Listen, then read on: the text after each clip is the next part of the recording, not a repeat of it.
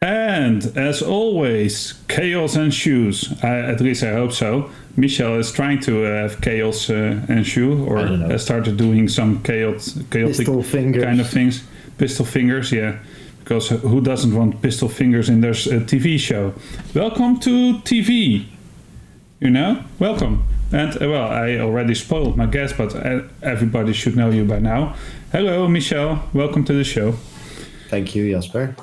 It's my pleasure. Happy to be here. It's it's been so long since I saw you last.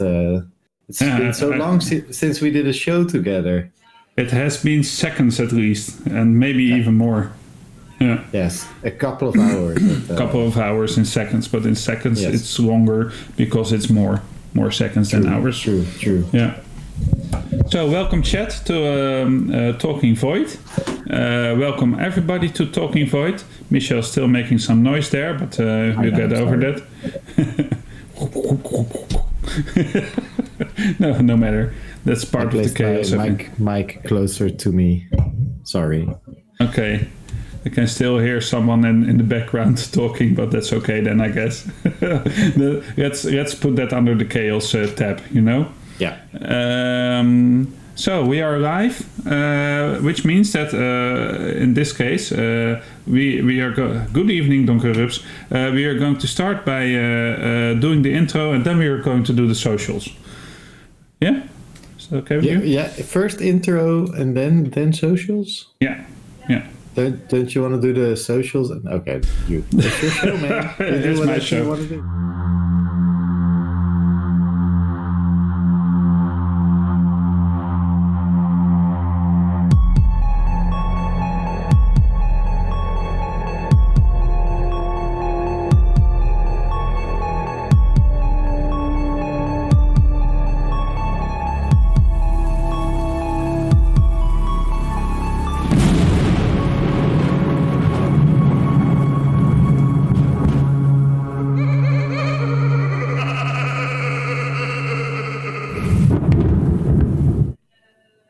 We are back, and we are loud. Are we loud, Michel? Are we loud? Yes, we are loud. Okay, we are. So loud. that's cool then. So, episode 9. It was a thing. It was a thing. Well, it to was get an it, episode. It was an episode. Yeah. Well, it was an episode to get to the episode. I really had to rush this one to get it off, but here we are, nearly on time. I think you could say we are on time.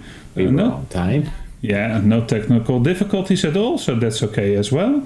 And unlike we are parallel projections, Talking Void is a well-structured, well-oiled machine of a show. Yes, a well-oiled machine. Thanks for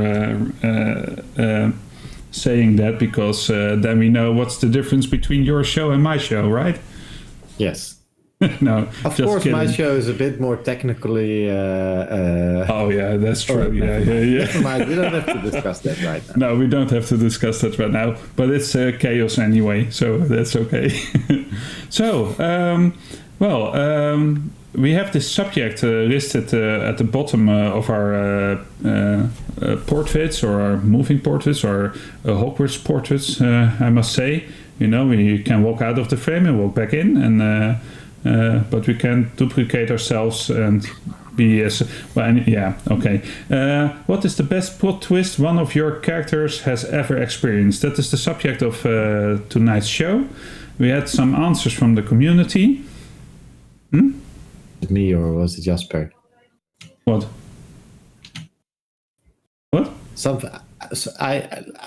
Everything froze here. Oh, okay. Then I hope it's not me, because I stopped hearing you, but you kept moving. Okay. So yeah. See, one technical difficulty further, and we are off. What is the best plot twist one of your characters has ever experienced? We had a couple of community-based answers. We are going to talk about it ourselves as well. We also, again, are going to talk about the Precipice of Dreams, but before we do that, we have to announce some things about our social things. I'm a bit out of order, but that's because I feel like doing it that way today. And there's for no socials, rules, man. There's no rules. There's only chaos. So can you talk a bit about socials? Because normally I would do it, but well, you are on the show, so.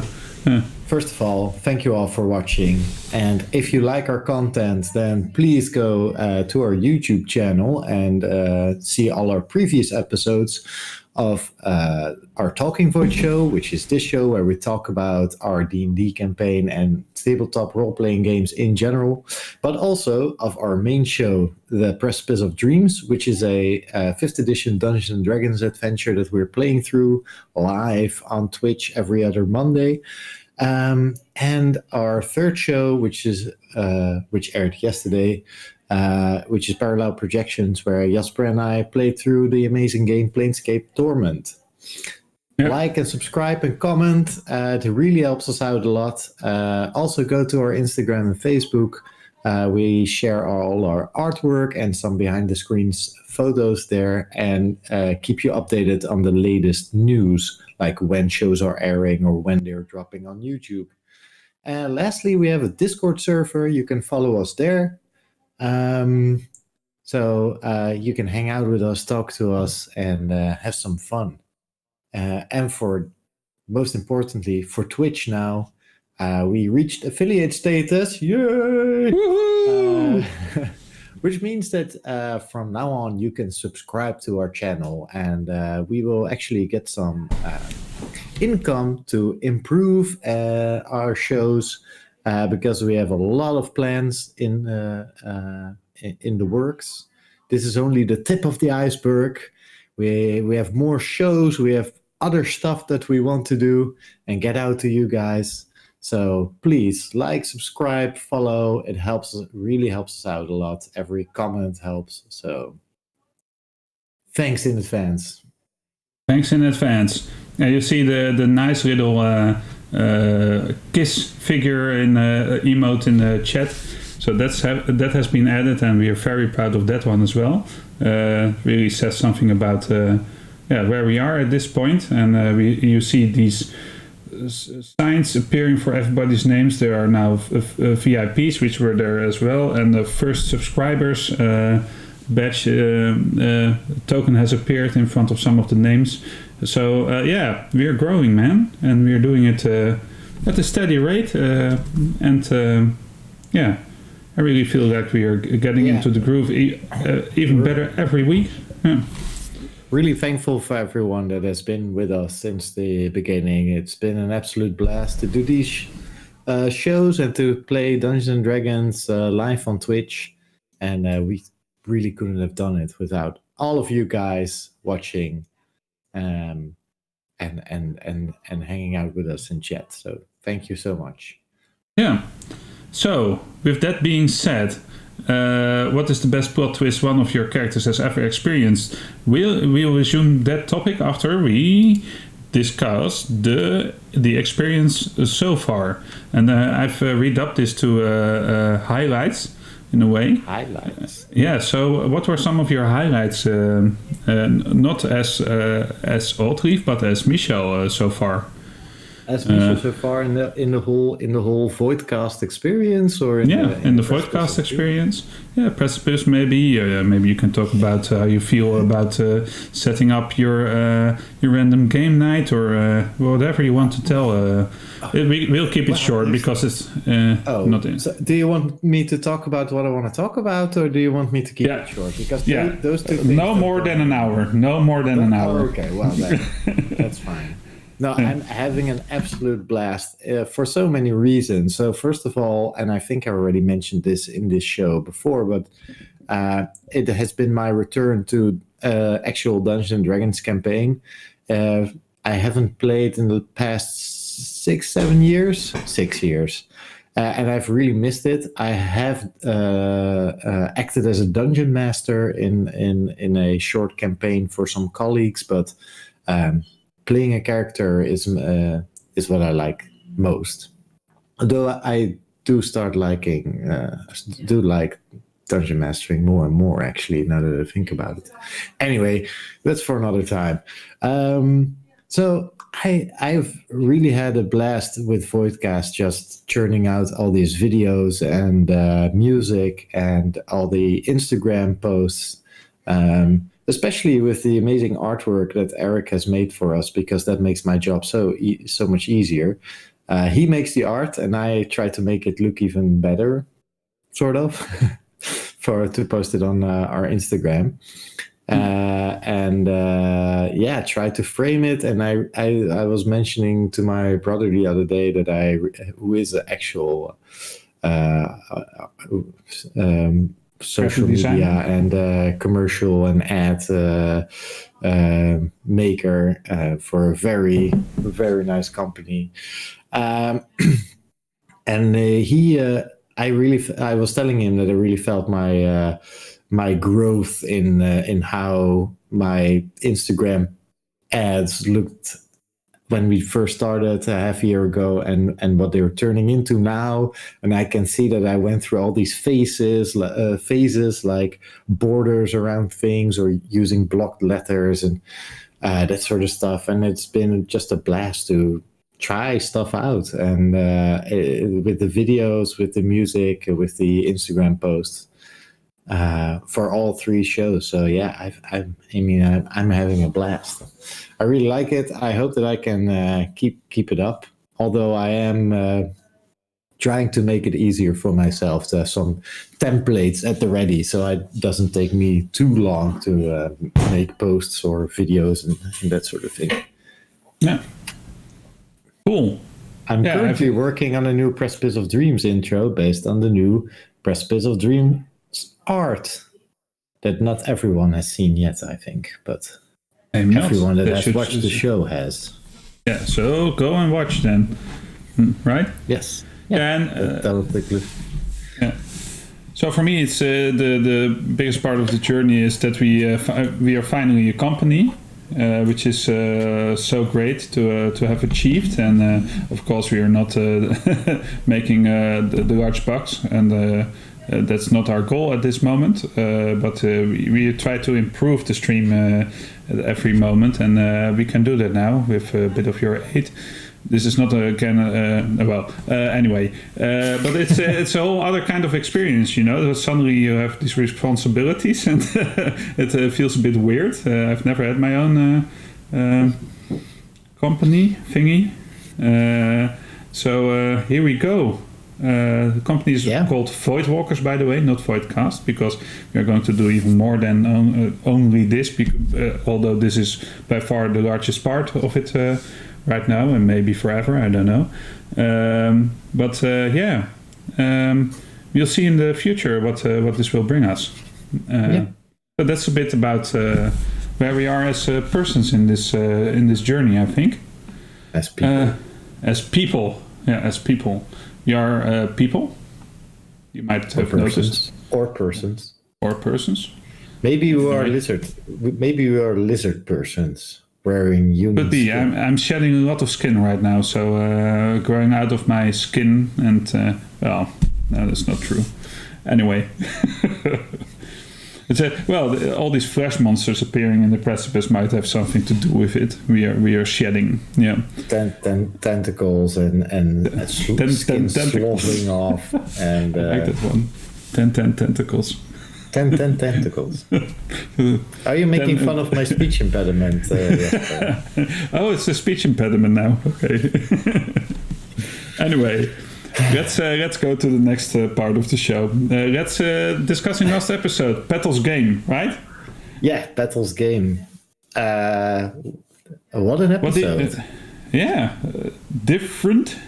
It's what I always think of when something is different. I always think of Grand Theft Auto San Andreas, where the main guy comes out of this caravan and.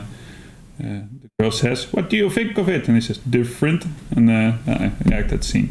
Anyway, you should have, if you have not played it. I have played it, but it doesn't ring a bell. I have played it, but it didn't make as much of an impact on me as... the way he says different, I love it.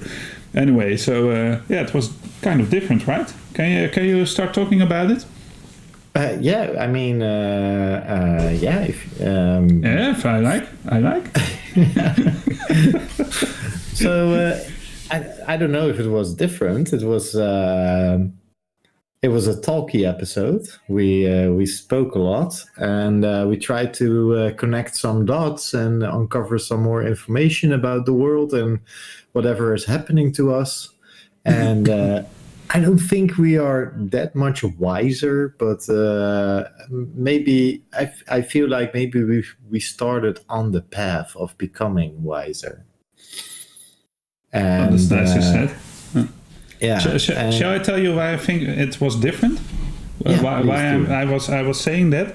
It's because this was the first time where I felt the climax wasn't higher than the previous episode, and that's cool because the last few episodes were in kind of curve where at every next episode we were full of adrenaline at the end of it, and this time it was the first time that I didn't have that sensation.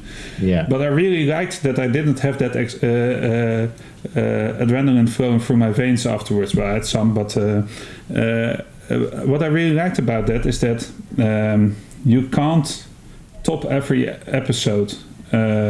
But you can top in different aspects of an episode, and this was one where I felt really relaxed and knew what was what we were on about, and the conversations were fluid and funny for me at least, and it was just the first really relaxed episode for me where we could just pay attention to this little part of the adventure without having to be confronted with something that's so different and new that you leave the session like what. It's so funny that you say that, because I feel that this episode was the first moment that Oddleaf was confronted with all the stuff that happened, because until this episode we actually never had any time to stop and think about what happened, and this episode was the first time we actually did that. And I have to hand it to our dungeon master or game master for that, Rosier. But there's a lot of specific things that I thought up for Oddleaf in what she does, what she likes, who she is, and that sort of stuff. And Roger has been really good at pulling me out of any comfort zones and forcing me to make up stuff on the spot on how Oddleaf would react, and the last few episodes, sometimes I just didn't know. And I think it shows in Oddleaf becoming a bit more unhinged than I had planned to play her, but yeah, that's a good thing. And she's coming to I mean, I have to understand what's happening, and so does Oddleaf. Yeah, I'm really happy with it, but it didn't make it super relaxed or comfortable for me. Okay, yeah. So different experiences for different players. That's cool. But in a good way. I mean, yeah. Well, I really mean it in a good way for me as well, because I could just focus on talking to Petal and well, to the rest, and doing some shenanigans, and the journey towards Woutford was really relaxed in a way. The journey itself, the conversations were deep, and the history dump was pretty big. I think for me, I got a bit in my own head, I think. So this is a problem with me when I start to think about what I'm doing at any moment in time. So you've known me for a bit. I usually just do stuff, and that works out just fine. But and for those that don't know, I also play in a band, Stone Golem. But I've played in many bands before that, and every once in a while. So I'm not nervous at all on stage. I'm super comfortable there. I love it. But every once in a while, there's this show where suddenly you become super self-aware of everything that's happening around you and what you're doing. And then all of a sudden you just can't get into it. And I think that sort of happened to some sense last episode, where I just got into my own head thinking like, oh my God, what do I have to do? How would I respond? I have to act normal, but what is normal now? And, and then all of a sudden, I got into it. Not that I didn't get into it. It's difficult to explain. I understand. I understand what you mean. Yeah. I got in my own head a bit. Yeah, I understand that. Yeah. So, but that's how we experienced it. So what happened? We had our talk with Petal. We got to Woudford and brought Gunther to the Cobalt Order. Is it Cobalt Order? Yeah, so short recap for people that didn't see it or are just watching for Talking Void's topic right now and are interested in the Precipice of Dreams. So the party last episode, we started off after a nightly battle against some mutated or corrupted plant-like creatures.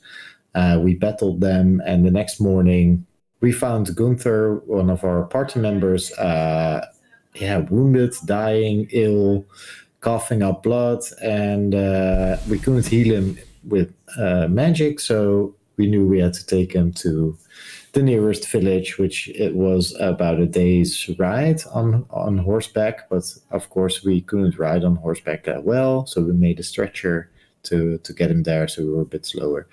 And then besides that, we recently rescued a pixie or fairy from some criminals in the previous town we were at.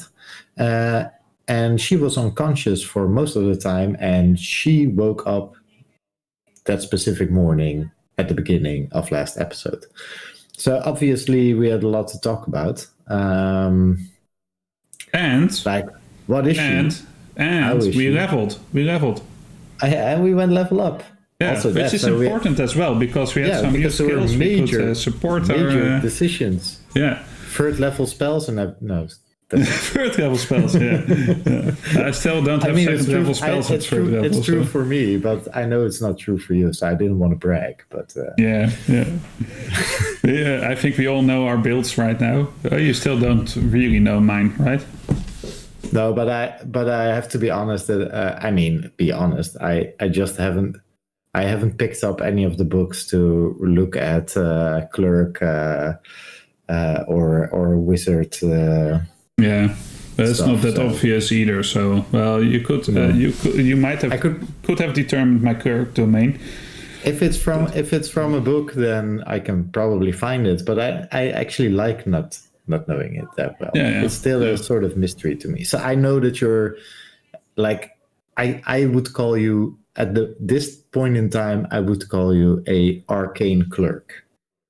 And how and like what level is what, or what class is it's yeah. Oh, we have come to realize that 3 of us are multi-classed characters. Yeah, probably because Thomas is definitely not a fighter. Not only a fighter. Not only.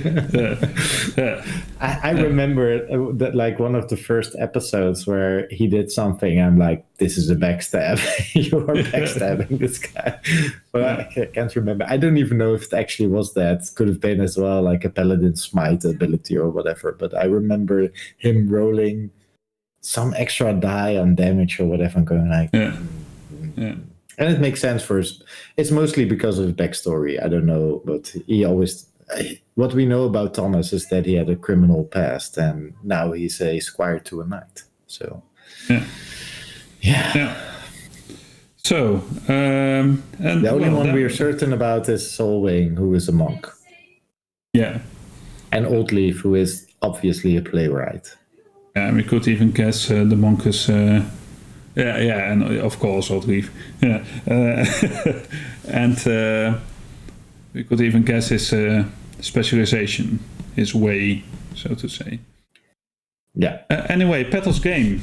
Yeah, well, I want to start talking about that one because I thought it was really cool what happened there.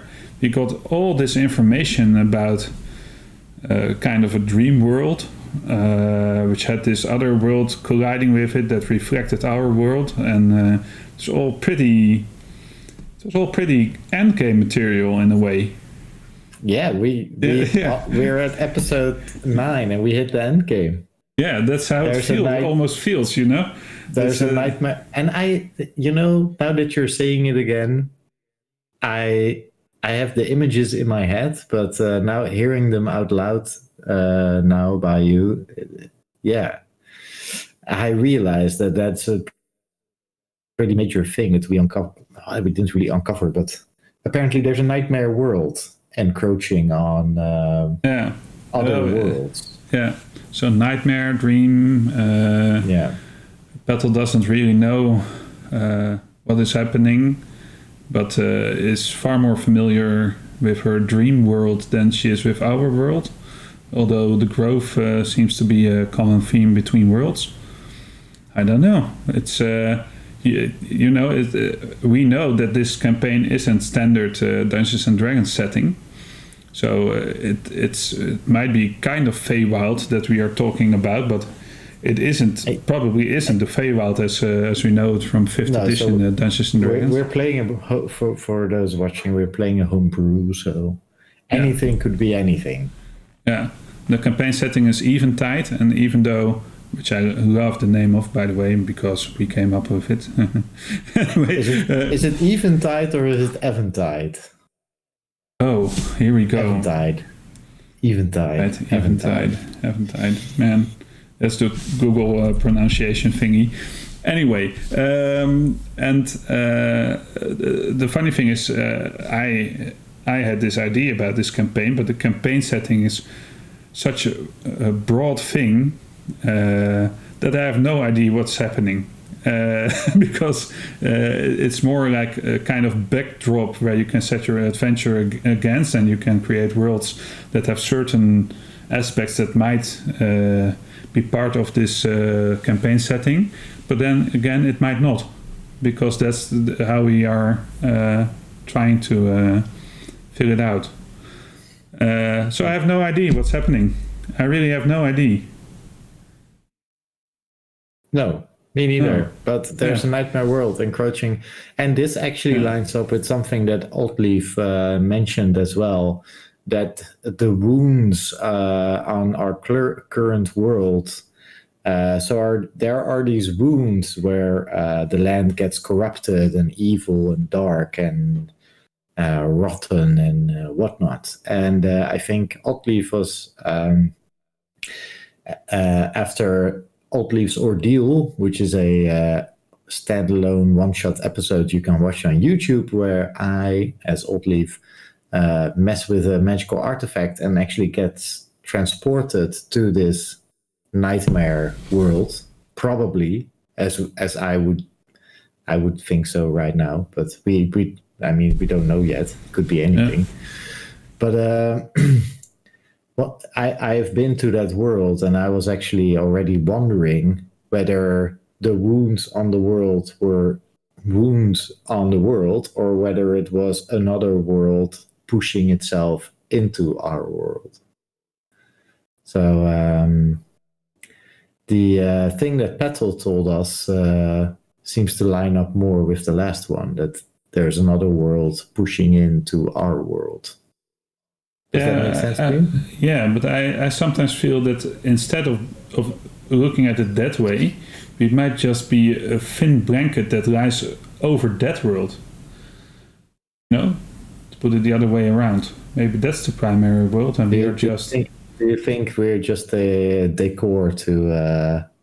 So we are actually we have always been on the messed up nightmare world, but there's a thin... No, I think that I had this crazy idea that it's not that we're on this nightmare world, but that when the gods died and everything, that we might have shifted a bit, and that everything that really happened there, and we are just a mere reflection of what was, or something. Crazy idea, maybe. Could be. That's a nice idea. But we are definitely going to Back to the Future it up at one point. It really feels like there's some parallel worlds thing going on, maybe. But then again, we have no idea. So then, Woutford. What did you think of Woutford? Woutford, I really liked. I thought it was cool. Our entrance into Woutford was more about getting Gunther to safety as fast as possible. So we didn't really stop there.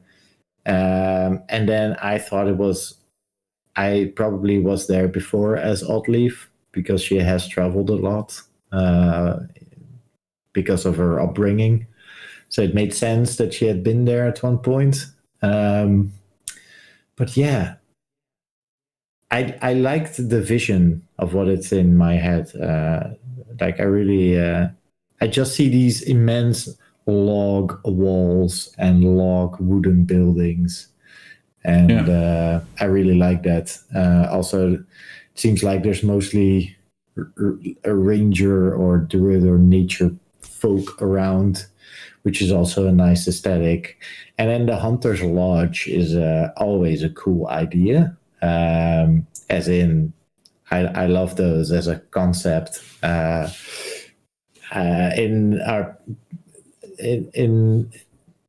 I don't know where I'm going with this. So on Oddleaf's Island, where Oddleaf is from, is based on Scandinavian and Icelandic stuff. And one of the things that I wanted was like a overturned boat or ship that became this longhouse thing. Like I like the concept of like a big community space with some open fires where everyone in the village just gets together and swaps stories and stuff. And this really felt like one of those places for me, but also for Oddleaf, which is why she was pretty comfortable there. She felt and a compliment again to our Dungeon Master in this one, because I thought that he described it pretty well, and when he gave us the history to go with it, it really came to life for me. Because I think that as we are progressing in this world, every city we meet has a different kind of field, has added reality to it. Let's put it that way. So every city that we pass through becomes more and more a part of my experience of the world. I think it's starting to add up. Because in this case, I really saw the rangers walking around, and the guards were active, and it was dark, and these gates were closed. I didn't like the guard. That one guard just triggered me to no end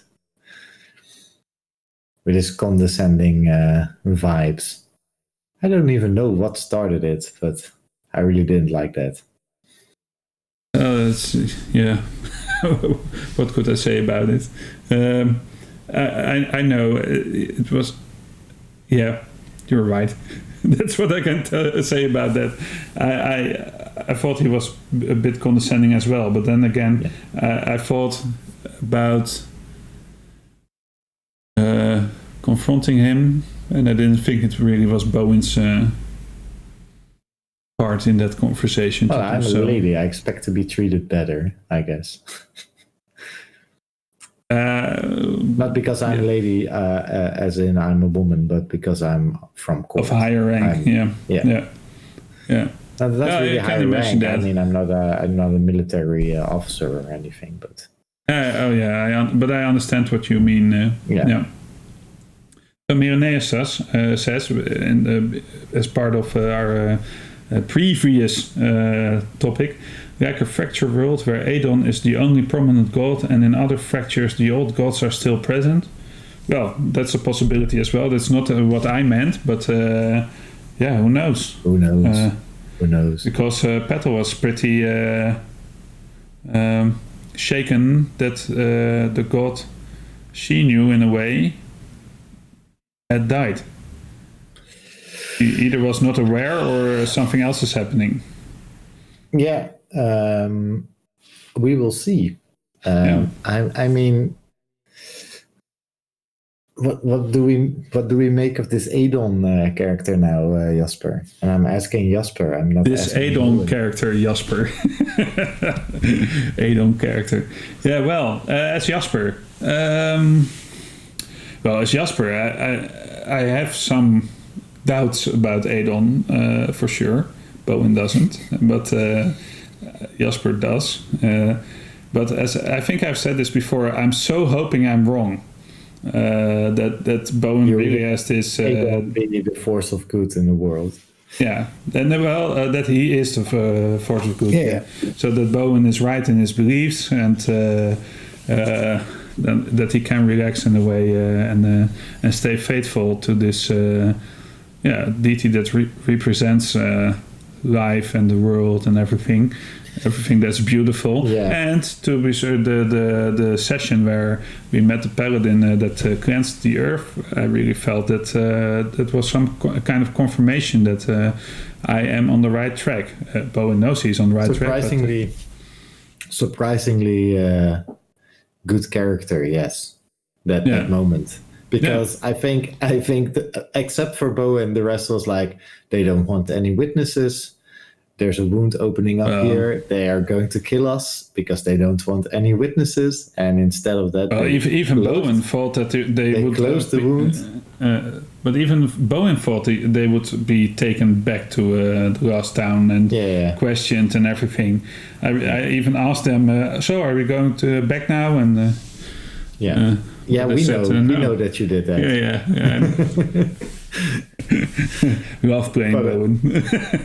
No, and I think I've mentioned this before as well. But as a courtier and a politician, Oldleaf doesn't trust anyone that comes out on top in such a. So there were all these gods, and now there's only one. Mm-hmm. Immediate mistrust for the one that comes out on top. You're his angel now, or her angel. I don't know. Who knows? So any doubt there is... I don't even know what that means. Has been taken away. And I mean, there's no proof. I mean, as far as I'm concerned, I escaped from the hell world, and which at that point in time I was in a reflection of the Church of Adon in Preston, so when I escaped through some sort of portal, I crashed into the Church of Adon in the real world, or what we think is the real world. Yeah. So yeah. So you're an angel. Anyway, let's go to the main topic of the show. Wait, is there nothing more to discuss? Well, we could discuss the end of the session, but I think I leave that for after the main topic, if it's okay with you, because there is a question. So yeah, sure.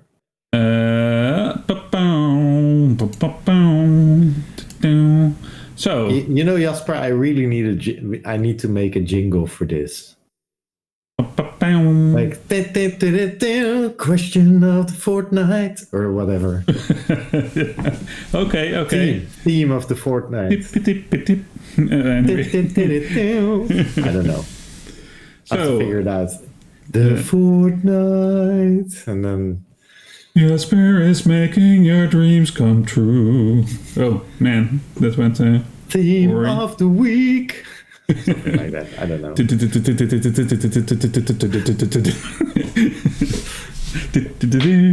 Anyway, so the main topic of this evening is what is the best plot twist one of your characters has ever experienced? And as I said, I have 3 answers to this question to include in the story. They are quite long answers, so I thought let's really go into them. Think of what we... I really liked last session where I did it with Roger has really took the Dungeon Master stance of it. But let's see if you're how you want to do it, because we can do it in any way you like. The Dungeon Master stance, player stance, doesn't matter, or just Michel's stance. Yes. Yeah. So Marco says, after my favorite character named Zeps, a lizard folk tempest cleric, switched from his current deity, a dragon, to his new one, a powerful mage, the dragon eventually visited him in a dream and threatened him. He asked for a lot of treasure and, if Zeps couldn't provide, another way of paying... ... So these are all... so that's the story. Old god coming back to, or old deity coming back to bite him in the ass. Yeah. Feels betrayed. Feels betrayed, and should he? Should she? I don't know. I don't know. We don't know the context of this story.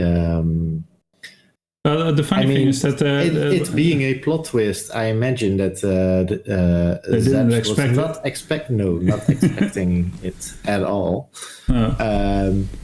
So that's actually kind of cool. So you think you have left your deity on good terms for a new deity, and then all of a sudden, maybe after a year or 2 years, all of a sudden you have this dream, your old deity coming back to you in. Yeah.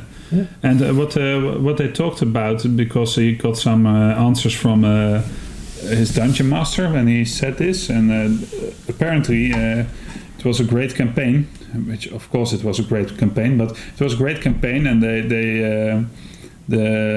these moments were really had a big impact on what was happening, and for them was really the part where their characters seemed to have grown the most, and which made this campaign memorable. So I think they this character wasn't alive anymore. Died along the way somewhere. I like this answer, because it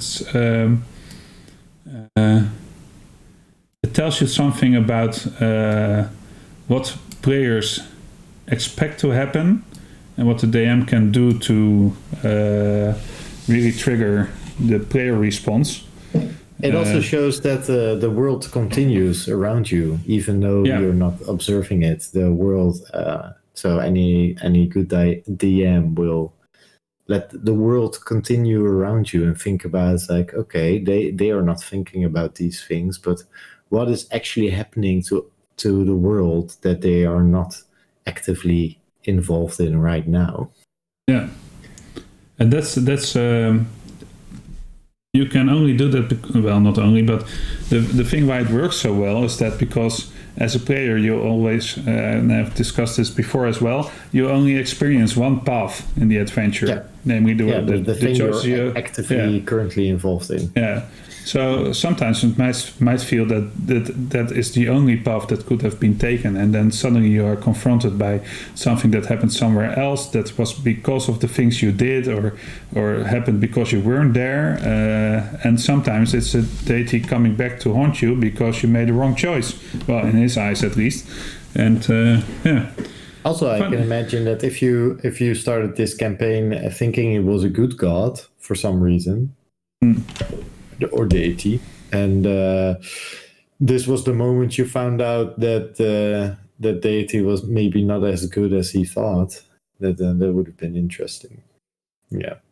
Other thing that's interesting about this one is that you have a dragon and a powerful mage as the deities of the Tempest cleric, a lizard folk Tempest cleric. So that's a bit different as well, because they are, of course, you have got Tiamat, which is a dragon. Is it that kind of dragon, or is it a dragon that's living in the world? And I would normally think it's either Tiamat or some other Bahamut as the platinum lord. But then he goes on to say to his new one, a powerful mage. that and in the comments it was a really powerful mage. So is this a really powerful mage, or is it someone who has ascended? Because I liked it very much, because the main god in my campaign was a really powerful mage that ascended. So or was it something like the all-knowing mistress Mistra from the Forgotten Realms, or or the Critical Role pantheon is ever evolving.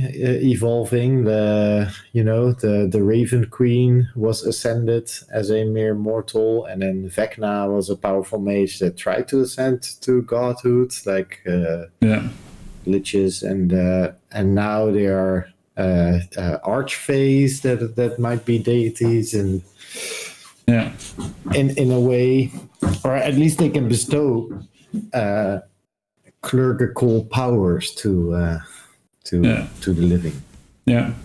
So that's interesting. This chair is very close to this cabinet behind me, so I bump into it every time I try to move.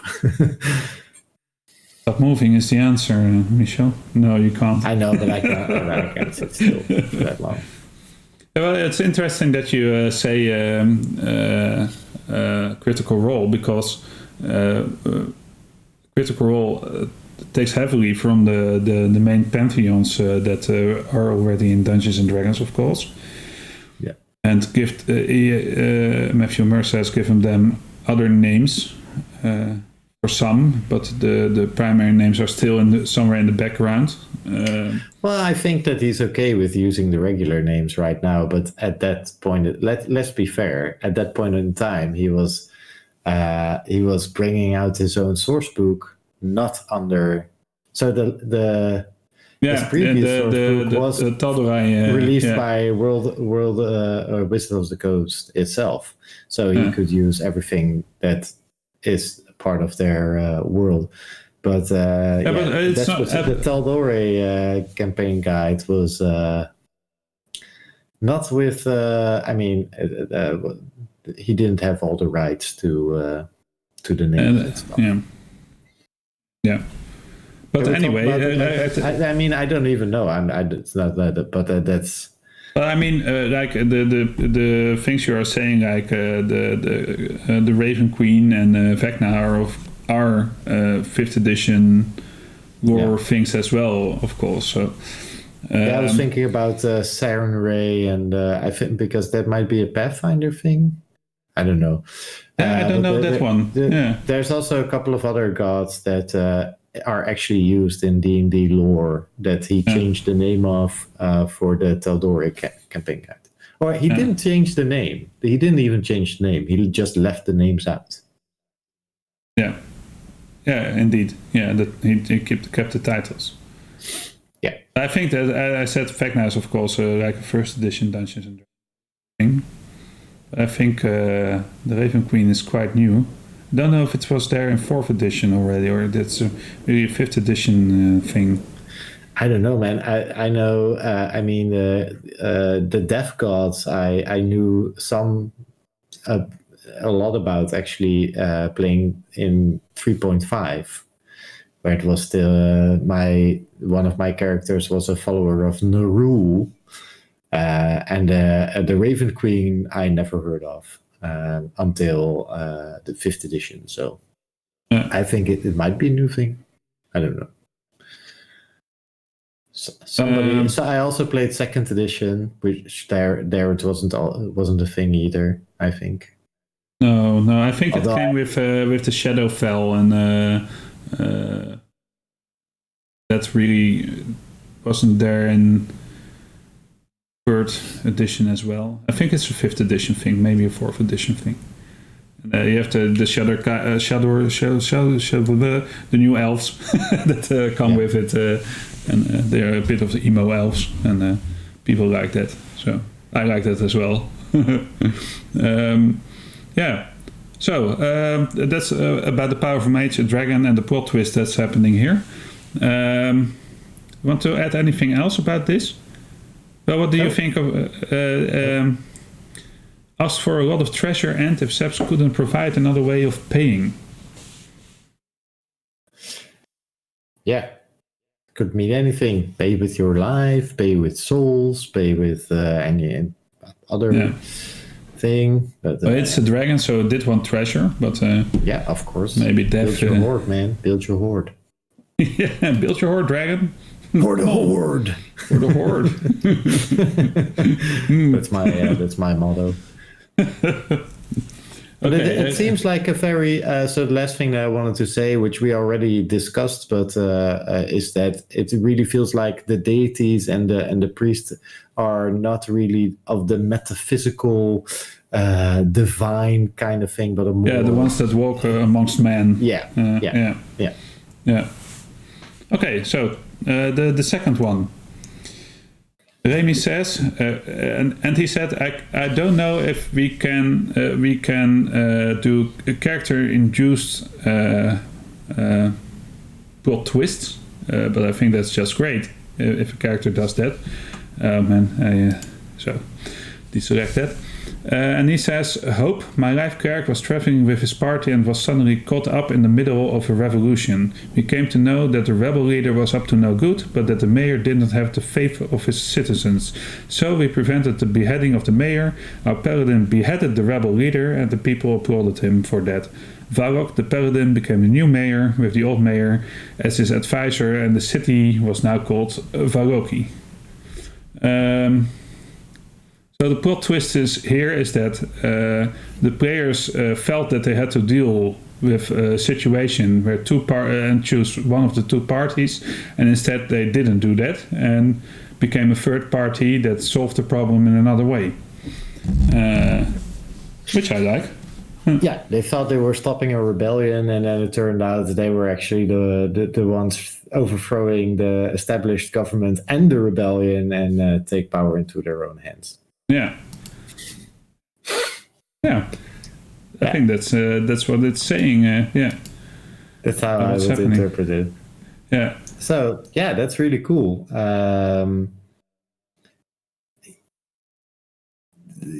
That's really showing the creativity, how creative and involved you can get in these campaigns. It's what we said as well yesterday on parallel projections. That there's always the other option that you. That the dungeon master might not have calculated into the adventure, and. I could imagine that. Marinea's answers 4th edition Raven Queen is there on the line. Yeah. Cool. Thanks, Marinea's. Thank you. Yeah. So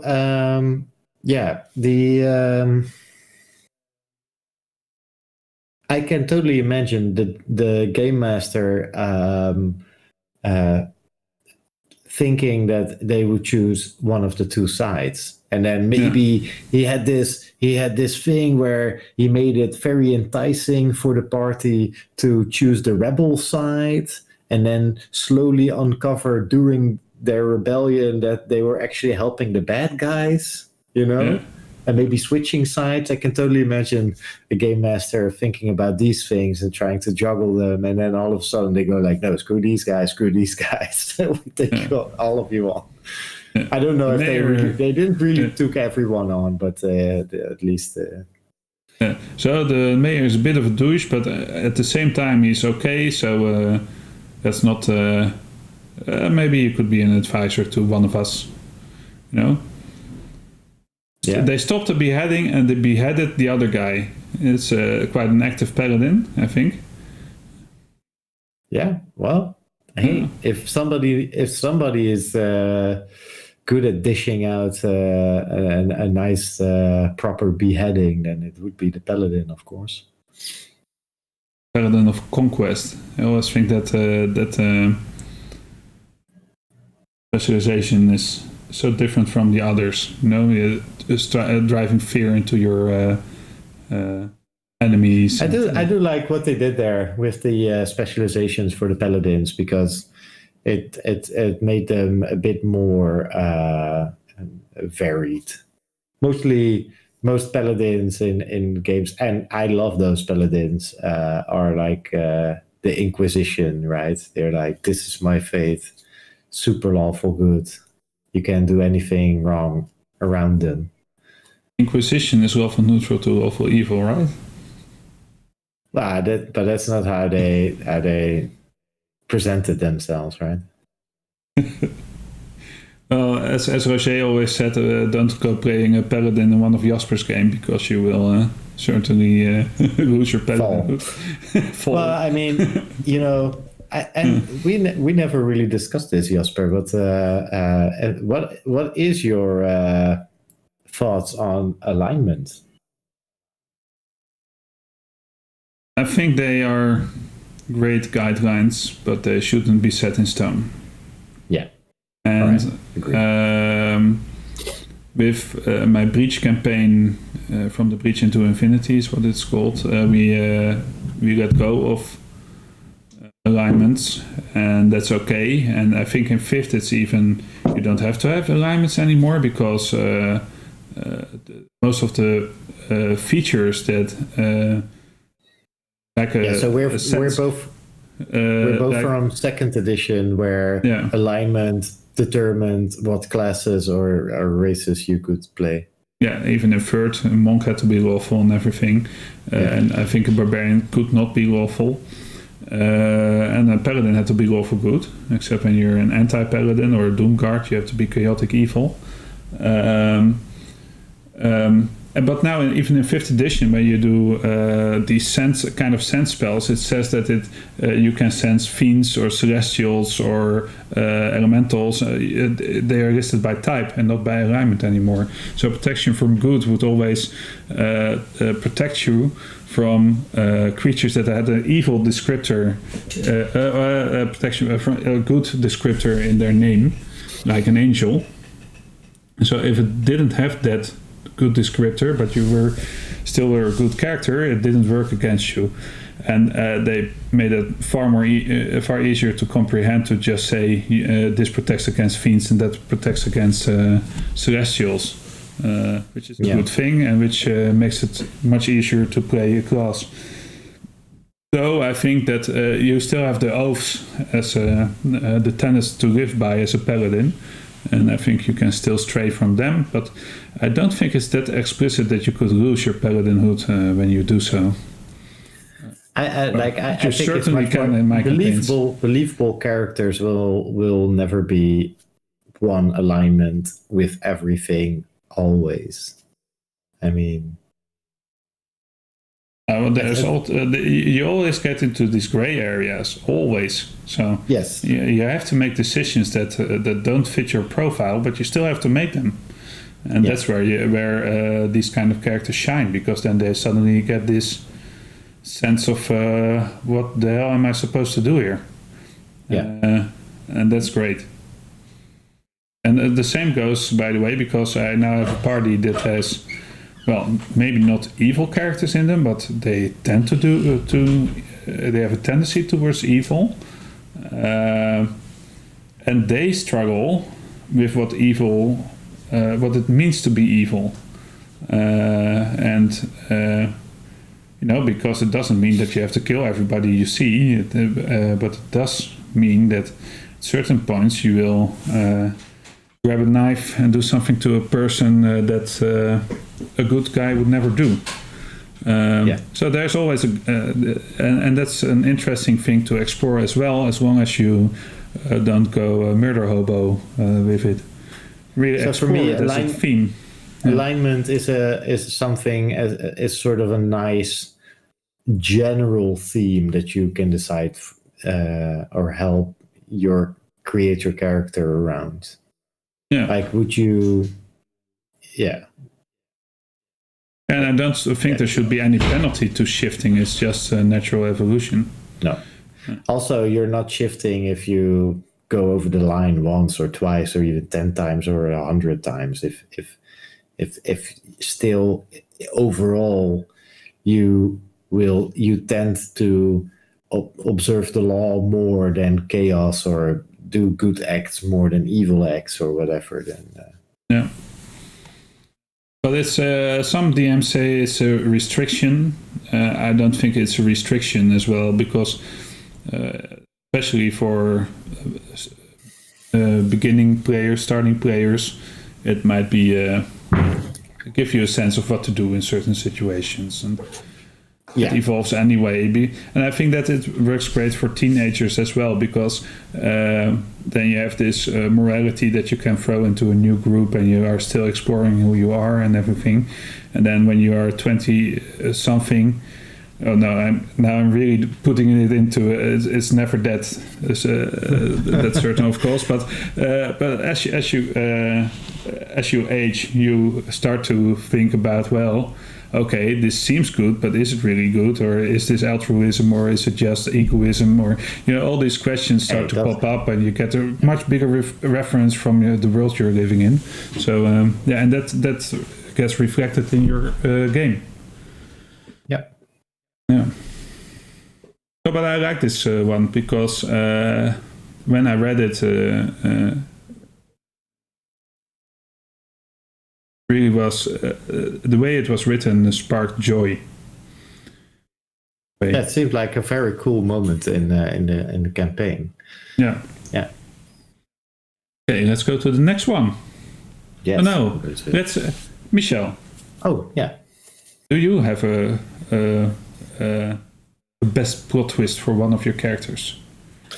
Yes, I have. So in the campaign that we both played, Jasper, Legacy of Time, also DM'd by Roger, who's DMing the Precipice of Dreams.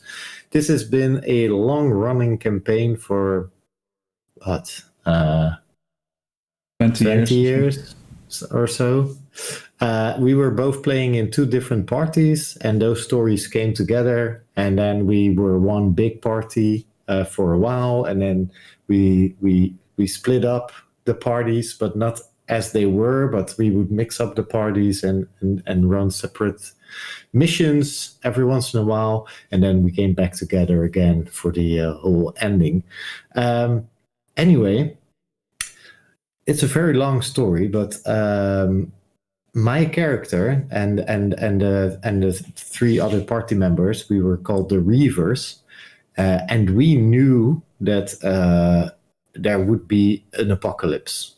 We were warned about this, and there was a way to save people, and that meant that on the continent that we were on, we had to gather everyone deep into the mountains in these dwarven cities. Also, we had to open up the gates to the Underdark, which had been closed for obvious reasons, because you have to keep the Underdark under. You don't want any drow or dwerg or darrow, which was the idea then. But one of our party members was actually a drow, so we already knew that not all drow were evil. Anyway, I mean, yeah, well, that's a whole other discussion. You could have love with him. Yeah. Well, Lothar was not against collapsing caves on top of cities of dwarves, or if that would help the greater good. Anyway, other discussion. So we knew that the world was ending, and we were gathering all these peoples from around the continent, elves, dwarves, humans, and even Underdark peoples underground. And we actually thought that we would be there, and then the apocalypse would hit us, and there would be some rumbling in the cave, and then after the dust settled, we would get out of the mountains and see a ruined world or whatever, and then try to rebuild. That's what we thought. So we had this big, ginormous battle against a lichen and his undead minions, because that was another storyline that was sort of aligned with this, but in that dwarven city. And when we just turned the tide of that battle, our patron, and he was called Relver, we were Relvers, Reavers, came to collect us and took us to the top of the mountain that we were under safely. And in the distance, we saw a golden city. And in this golden city, Jasper, you were. And you guys had been collecting an item which you thought was going to stop the apocalypse. So you gave this item to what we then thought was the main bad guy, and he actually activated the system in this golden city, and this big Independence Day kind of blast burst out and started going through the lands, and we saw this shockwave coming at us, destroying everything in sight while we were standing on top of this mountain. And right before it was going to hit us, Relvar touched our shoulders and said, "It is time to go." And we teleported not only to another place, but also to another time, because we were 50 years into the future. And nobody had expected that. No. And then for a while, our timelines were very different. In the end, we all caught up there again. So our time was the main timeline. But yeah, that was a real surprise. That was really unexpected. And there were so many cool surprises and plot twists in that entire adventure, because it was a long-running campaign for 20 years. But that one always stuck out to me. Just the vision of us standing there and seeing that golden city and that Independence Day beam and the destruction of the world around us, and then him teleporting us out and saying like, "Yeah, you guys are now 50 years into the future. Try to rebuild." Yeah. And there were actually already some communities coming up, and it felt like a sort of reset almost, like nobody knew us anymore. And it almost felt like when you are level 1 again. Like we didn't know the lands, we didn't know the villages, because we were on the continent of Tergadon for our entire run until that time. And then all of a sudden we were on a other continent 50 years in the future. And we didn't know anything. We didn't know anything about the history or what happened in those 50 years, and nobody knew us. And that was super cool. And that I think that's my the best plot twist. So I'm going to give you my answer as well, because I think then we can talk about them in combination a bit more.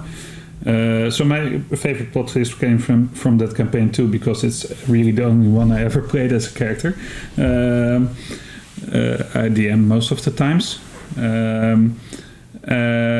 Well, I did play some. Well, anyway, and my favorite, this has an introduction as well, because from the first, there really were. I played in two kind of chapters of the same adventure, and in the first adventure I played a paladin, and in the second one I played a ranger.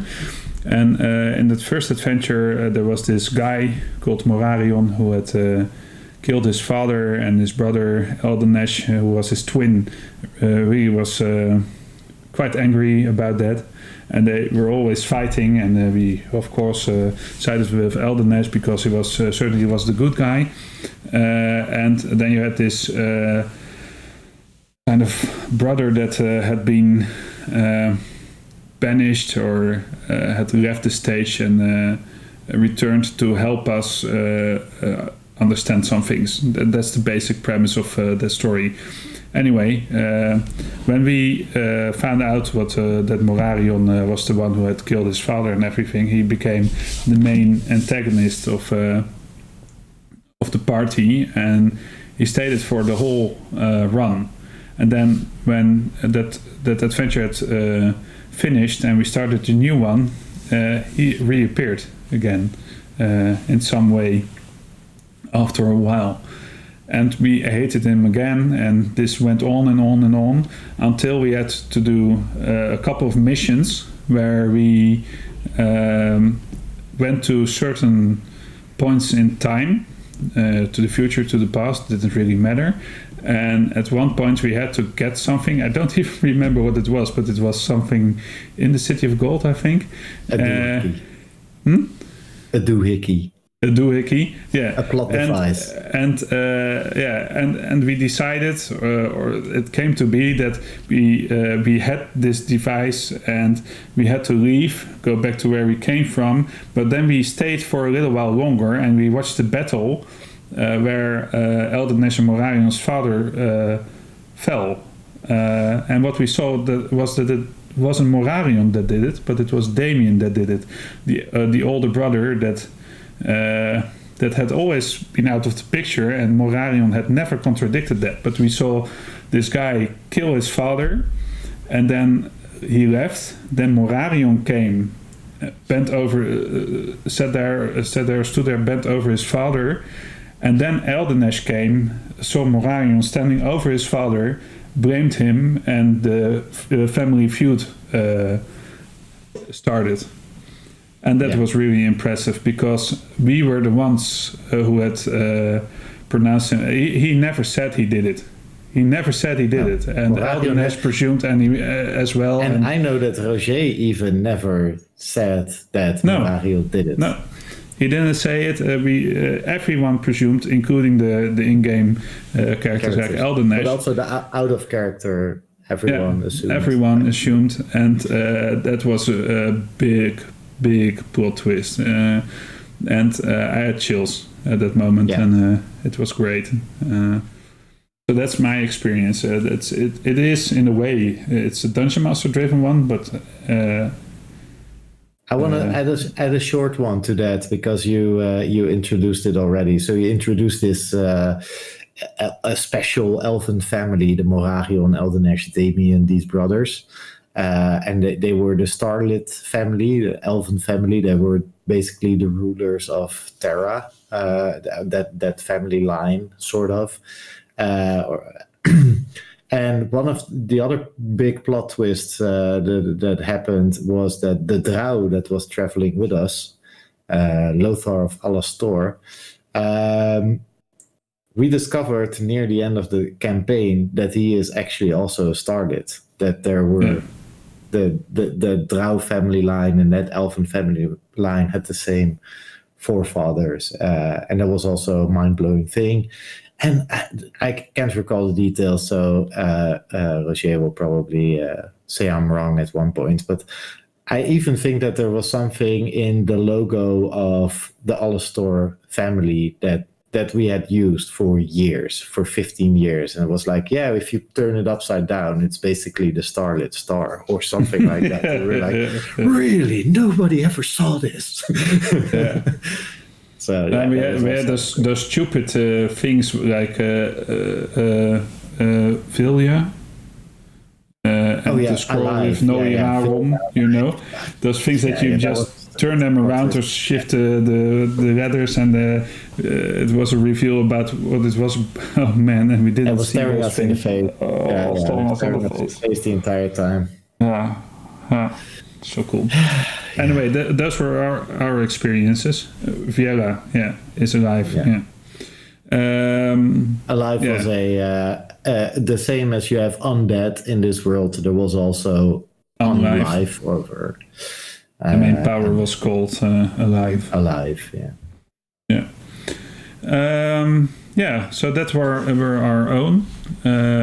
I also have another one from a DMX perspective, but we can come back to that later. No, we can talk. We could, but it's so funny because we can go and talk about this the whole evening again, of course. But it's 10:15, and there's no end time. There's no end time, but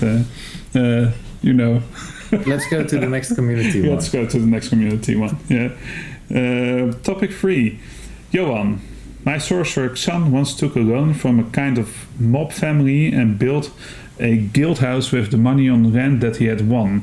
But the construction of the house lasted past the end of the adventure. So our surprise was big when, with the next party, we came upon the same hall and saw our former party chilling there. And Xan himself was the quest giver.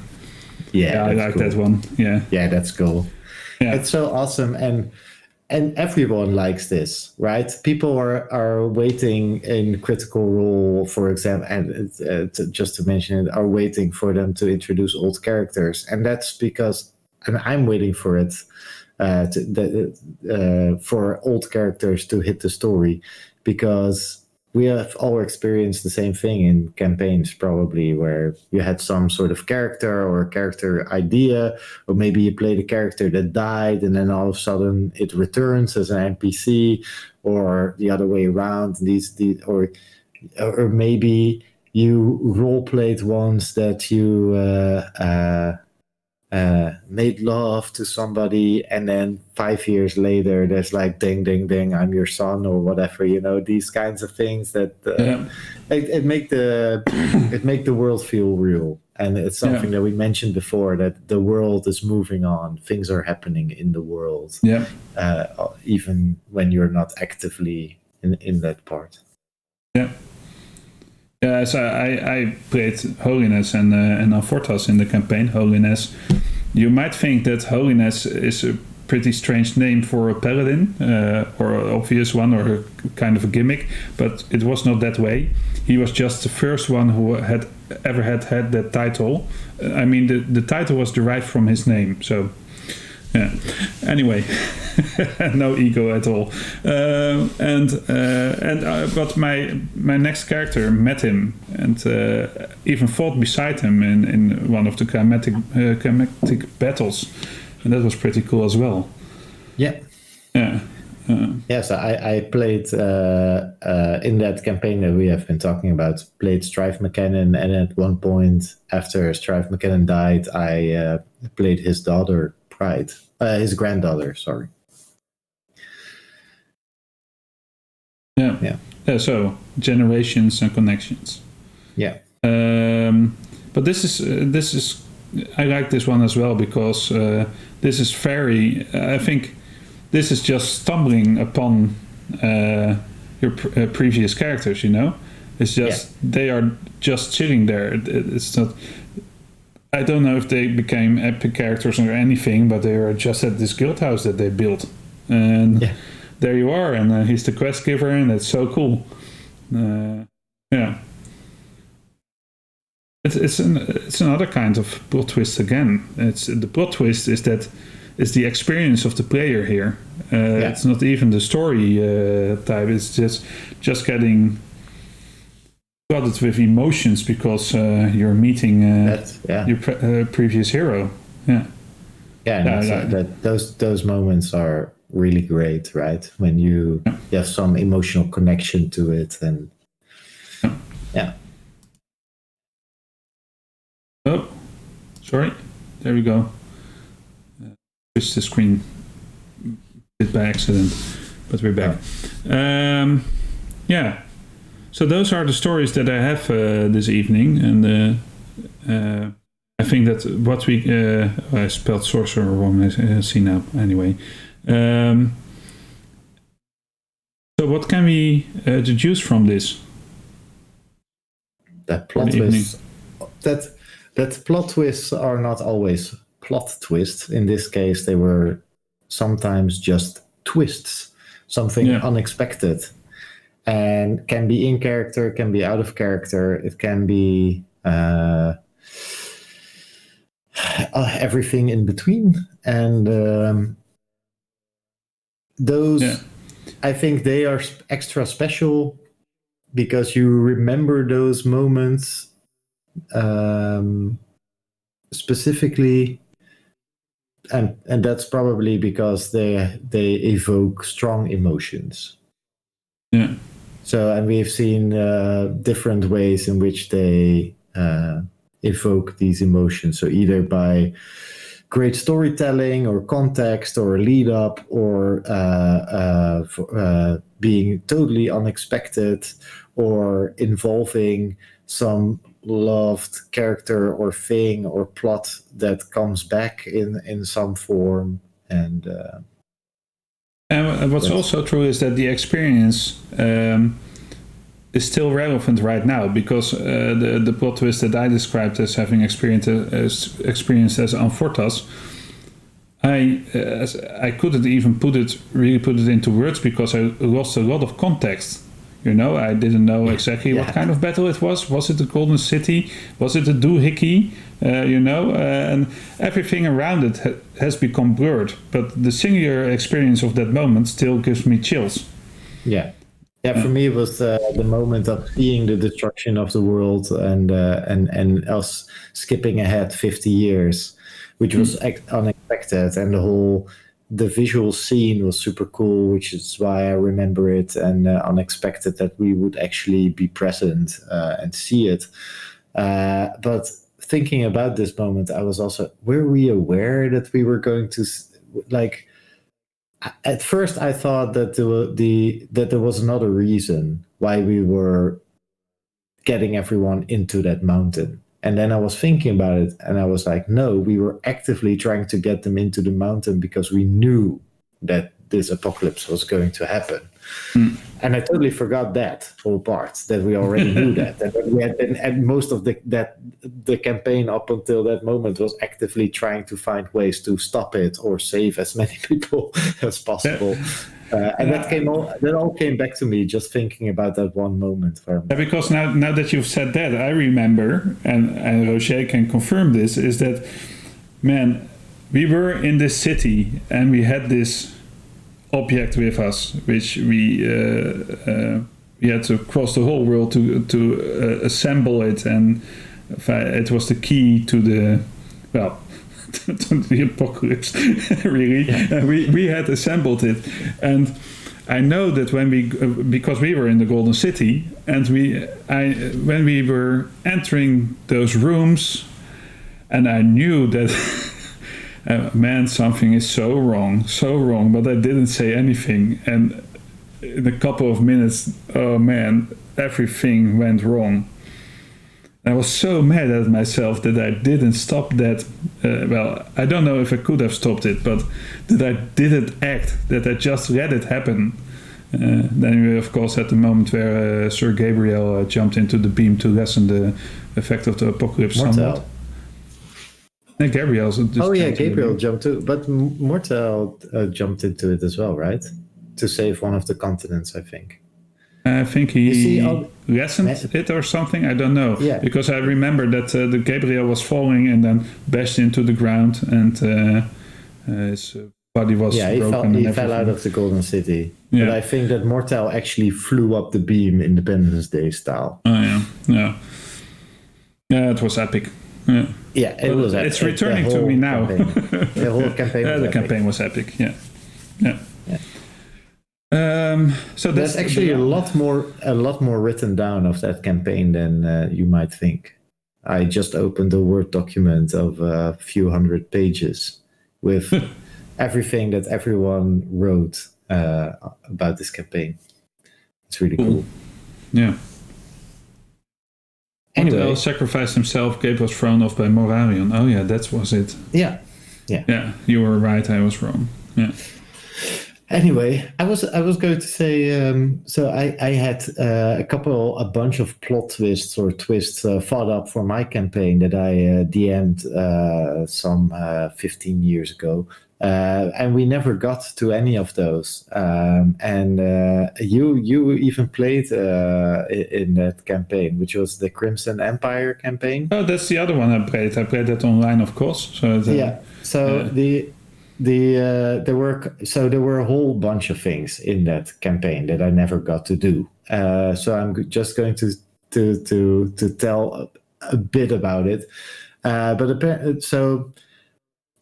I had created this circular world where people were living in constant daylight. And I think you actually discovered it in character already. You were the only one to see it, but that was because I was getting too giddy. I wanted to share it, and I should have never showed your character that. If I do this campaign now, I would never have done this. Because it was leading up to a reveal that the party would be doing all sorts of stuff in this land. And then at one point, you guys would discover that this obviously is not the entire world. It is but a sort of country hovering in the air above the actual world. And this is because I really love the idea in Final Fantasy VII. I remember playing through the entirety of Midgard, and then I thought that maybe I beat the game and it had an open ending, and then you leave Midgard, and then you are all of a sudden in the world, and you realize that this game is like 40 times larger than you actually expected. And that was the vibe that I was going for. So that was one of the reveals that this was and I'm not going to go into what it actually was and why and what the city was doing there and why there was constant daylight. One of the other things was that your character was traveling with a female character, a woman, and she was actually the twin sister of one of the other players. Oh, cool. And that other player never knew that, and she never knew that. That was going to be something that was going to be uncovered throughout the story. So these are two, but so what happened there, what the Crimson Empire was, and why this floating city was there, and why it was always daylight. This was also a huge M. Night Shyamalan plot twist reveal that I'm going to keep for myself, because maybe I'm going to DM a one-shot or a campaign in the future in this same world. Cool. So there was plenty more stuff there. Yeah. I had some big plot twists. Well, I'm not going into them now, but I remember that when I finished The Night Below in the 90s or early 2000s, my party split and I lived in another city and everything. But I was working up to my biggest part of my own adventure, and there was this big plot twist that I never got to reveal, but always kept hidden. And now I'm playing with another party in the same world 1600 years later, and this plot twist now came to light in a whole different manner. That was quite cool as well, so that they discovered what had happened, and then they could tell the players who played the original characters what kind of thing they were really the blinds had been pulled across their eyes, and they got drifted by this party that was living 1600 years later. So that was quite a cool one to finally do after so many years. Yeah. So Marineus is saying Crimson Empire FTW for the win. Thanks, Marineus. He was actually also playing in it as a NPC. Oh yeah. Cool. Jeternen. I don't know. Escalion. It was a brass dragon. And, that's a fine familiar. Yeah, companion. It was an awesome NPC. Escalion Dritjeman. Escalion Dritjernen. Yes, yeah, I remembered it. Yeah. What a name. So now, Michel, because we are... it's getting a bit late now. Yes, yeah, we are getting a bit late. And we still have 2 questions to go through. Oh man, I didn't know that. I thought that we were doing this. And okay, let's go. Let's do them quickly then, because yes. Let's go to quickly. The second one: is there a plot hook you wish had happened to your character? Oh man, this is. I think it's more related to the precipice than it is to our main story goal. Is there a plot hook? Well.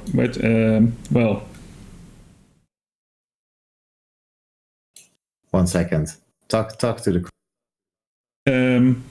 So, Mireneus asked this question, and I thought about we are 9 sessions in, or really we are 12 sessions in, and is there a plot hook you wish that happened to your character? I'm back. And I think there are already some things, and I think we've discussed it as players before, Michel, on the telephone. That we had these ideas about our characters, and then things shifted and were explained in a different way. So that's cool. because that gives another context to what we are experiencing. And so they are like mini plot twists happening to our characters already. And there are big plot twists already in the campaign, right? Because of the whole dream thing. Although so the twist has not come up yet, but I feel like we are heading towards and then maybe a twist is not the correct word. It's more like a reveal, but we are heading towards a reveal of sorts, I feel. But even that path towards that is very satisfying and cool. So is there any plot so for my character, if we talk about Oddleaf, plot hook you wish that had happened to your character? Well, I mean, there's a lot of plot hooks that I already thought about for Oddleaf, and they might not show up at one point. I mean, I created a backstory and I gave that to Roger, and he can do with it what he wants, and maybe he takes elements from it and let that bite in my ass, and maybe it turns out to be something really cool, and maybe it turns out to be something really evil, and I just try to give Roger as much as I could to do stuff with, basically. I gave him all these open-ended things that he can use if he wants. And the other way around, it's that I know that my character has certain strange things in his behavior, which have been expressed by now. Like he needs to go to sleep pretty soon, otherwise he's pretty annoyed when he wakes up. And those things, I have told this to Roger, but up till now, every time these things happened, it was purely me that did those things, and I don't know what Roger is going to do with it, and that's fun. Yeah, we don't know. So, and other plot hooks that you wish you happened to the character. So, going back to Strive McCannon, I actually had a bunch of ideas, and I know so. I always worked really well together with Roger in that campaign, and it's really I'm thinking. Talk to your dungeon master. For this campaign, it will happen as well. But at one point, I felt like something needed to happen to Strive McCannon, and I thought that it would be very cool. I think I just saw Ninja Scroll with the blindfolded guy, and I saw Blind Fury, the movie or whatever, and I was like, what if Strive McCannon at one point goes blind? And then 3 years go by of actual playing, and Roger blinds me. and by that time you were saying that movie sucked. And I think that even so my entire character arc, and I talked about it last episode, to even his death, these are things that I discussed with Roger. It's like, this is what Strive would do, this is what I plan to do. What do you think? And in case of his death, that was a more in the moment thing. I don't think I actually discussed that with Roger. I just say like, and I didn't even know that I was going to do it until it happened, and I sacrificed that character for the greater good.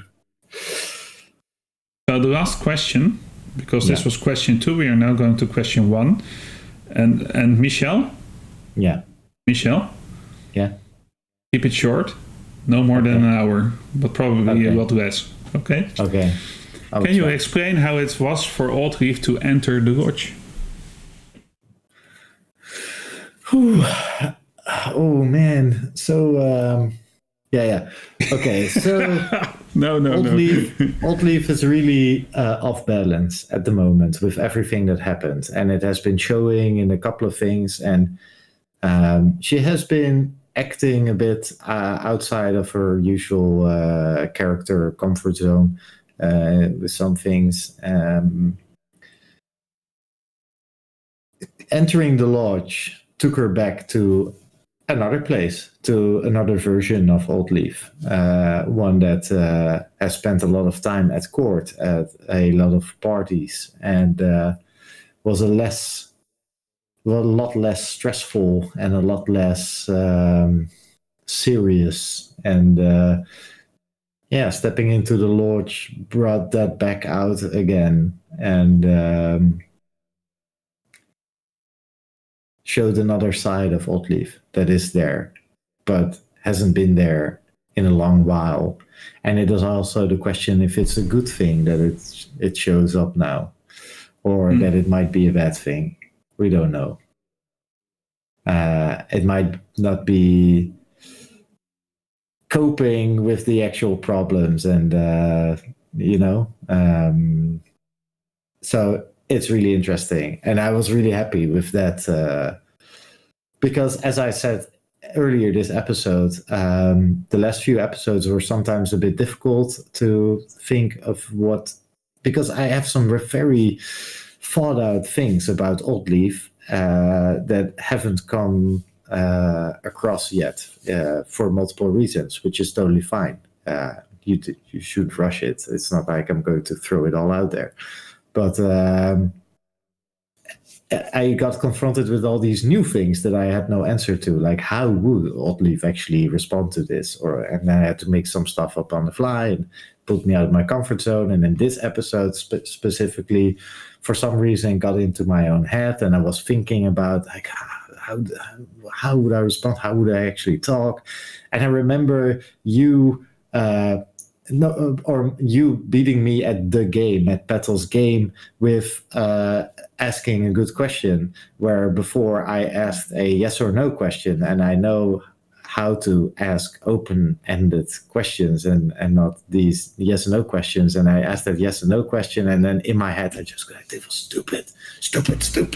Why did you ask it like that?" And then that was sort of going on. So, and then I entered the lodge, and I thought like, no, this is something I can work with. This makes sense. So for both me and for Oddleaf, this was a moment. Also, the slip up that I did earlier the episode, that really threw me off. I think out of character as well. That I just didn't like. Yeah, but it's not important. But it threw me off at that moment, and then my response to it, being thrown off, was throwing me off more, because I felt like if I just shut up and not say anything about it anymore, it would have been fine. But I felt the need to say something about it, and then that got into my head. So it was all a whole mess. We now know that your hair is green. Yeah, you now know that my hair is actually green, and I've been dyeing it blue and black. Indeed. So no problemo. Yeah. And it's what we want to show, right? Making mistakes. That you can make mistakes, call them back, or go with the flow and everything.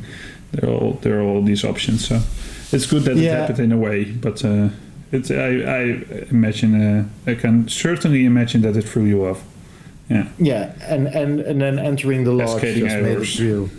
Yeah. Literally out of character and in character was a moment where I went like, okay, yes, this I know. And then it was very unfortunate that I rolled so low for me telling a story as a storyteller, as Oddleaf is a storyteller, I know. But don't you like describing that result though? Because that's fun. Yeah, yes. But that was also a thing where in the end I go like, I could have done that better, but that's just me. No, you did it great. Mistake. Why is there a dragon while there's a river near? That's great, I felt that I maybe should have left something for the DM to decide. No. I think our DM wants you to do that, and I think you did a great job at that. Then was a good call, and I was happy. It was just me explaining, like, because Oddleaf doesn't just turn into a bad storyteller. That just doesn't happen. If you're a storyteller of that quality, you might write something that's not as good, but you don't go from writing major screenplays to it's not even telling that happens. Yeah. Not even telling a simple story. So I chose to. She is telling a story, and the story is pretty good, but it just doesn't match the vibe that is currently in this room. I thought that was like a she great didn't read the room. Yeah. She didn't read the room correctly and started telling a story where most people were just like, "Why is she telling this story? It's a good story, but this is not the moment for this story." So a bit like that. Because I rolled a critical failure. And crit misses are not a thing for skill checks, but I do think it's funny to incorporate something in that. Okay, so now there's a big surprise for you, Michel. A big surprise for me. Yeah. We're going to this part of the show. Is this the end? Yes, it is. But look, I'm selecting this and I'm putting this in. Wait, I can't see that. I'm going there. We probably did when did you break alignment and regretted doing it? It's a topic for the next Talking Void.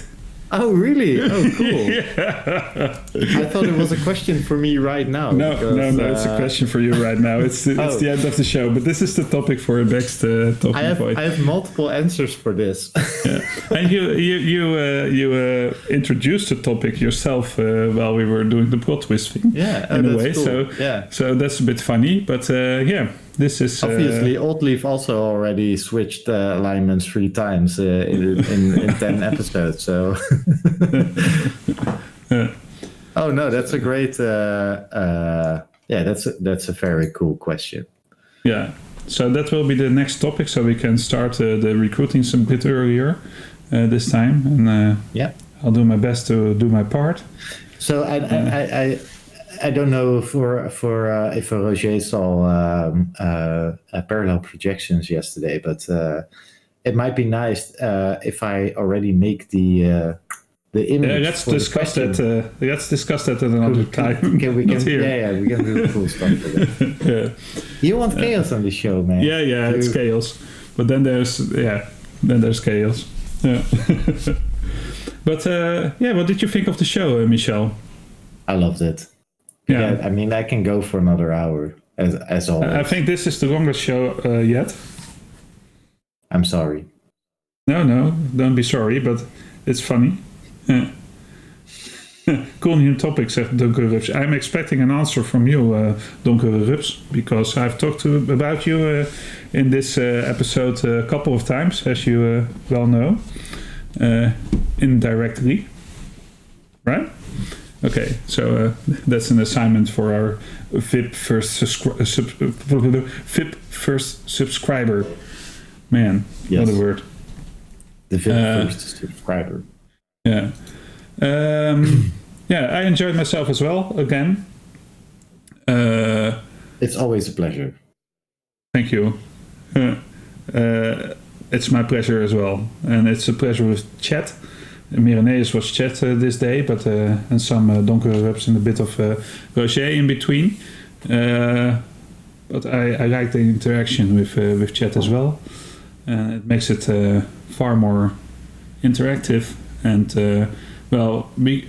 as you all know by now, we could go on forever and ever, never stop talking. For those that didn't notice it yet, both Jasper and I can talk. We can use words. We can use words. Sometimes we don't always use them correct. We don't always use them correctly or in the correct Not order. even in Dutch. Not even in Dutch. Not even in Dutch. Yeah. So. And so with words, I'm going to say thanks for watching. And do we do the social things again?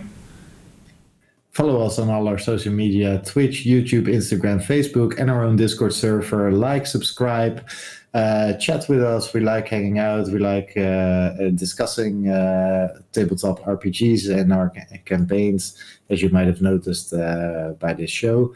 So, hit us up, and hope to see you next time. Hope to see you next time.